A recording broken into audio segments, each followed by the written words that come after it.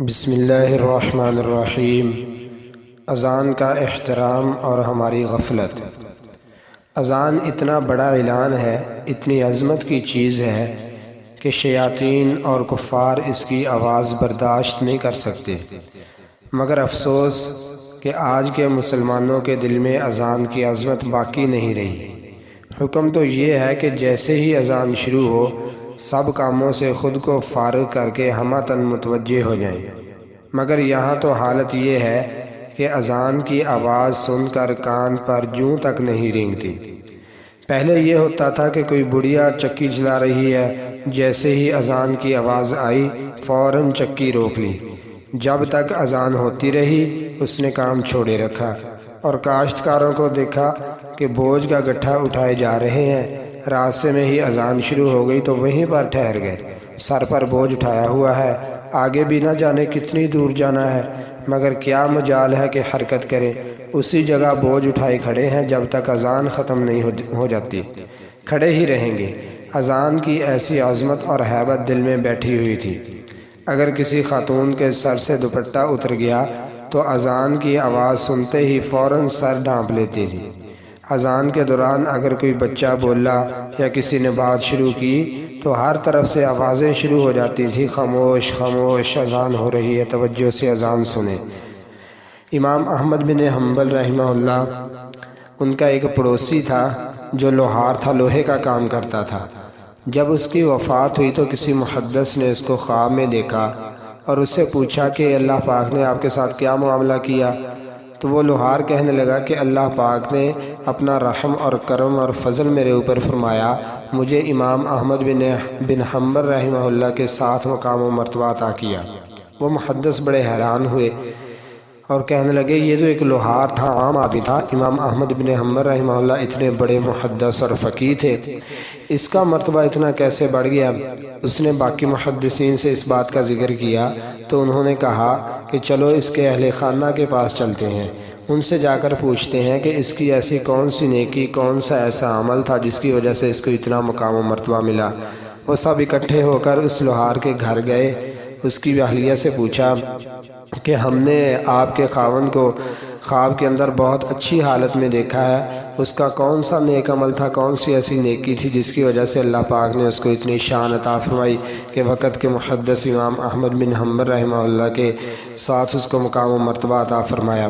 تو اس کی بیوی کہنے لگی کہ میرا شوہر تو عام انسان تھا، غریب انسان تھا، لوہے کا کام کرتا تھا، اس کا تو کوئی خاص عمل نہیں تھا، لیکن دو باتیں ہیں جو مجھے یاد ہیں وہ اس کے اندر بہت اچھی پائی جاتی تھی۔ وہ محدثین پوچھنے لگے وہ کون سی تھی؟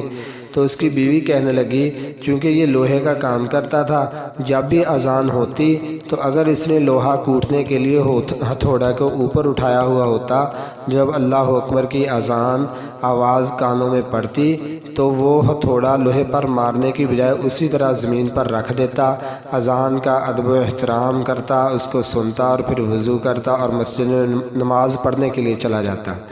پھر جب رات کو گھر واپس آتا اور ہم کھانے پینے کے بعد ہم چھت پر سوتے تو ساتھ میں چونکہ امام احمد بن حنبل رحمہ اللہ کا گھر تھا، یہ ان کو دیکھتا تھا، وہ رات کو نوافل میں کھڑے ہو کر قرآن کریم پڑھتے تھے، اور یہ بہت حسرت کے ساتھ ان کو دیکھتا اور کہتا کہ کاش میری کمر پر اتنا بوجھ نہ ہوتا، میں اتنی مزدوری نہ کرتا تو میں بھی امام احمد بن حنبل رحمہ اللہ کی طرح کھڑا ہو کر رات کو نفلوں میں قرآن کریم پڑھا کرتا۔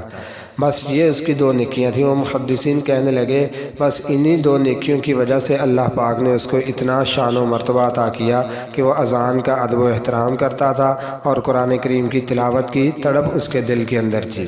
اتنا یعنی اذان کا احترام تھا اس کے دل میں۔ دیکھو اس احترام کی وجہ سے اللہ پاک نے وقت کے سب سے بڑے محدث کے ساتھ اس کو مقام و مرتبہ عطا کیا۔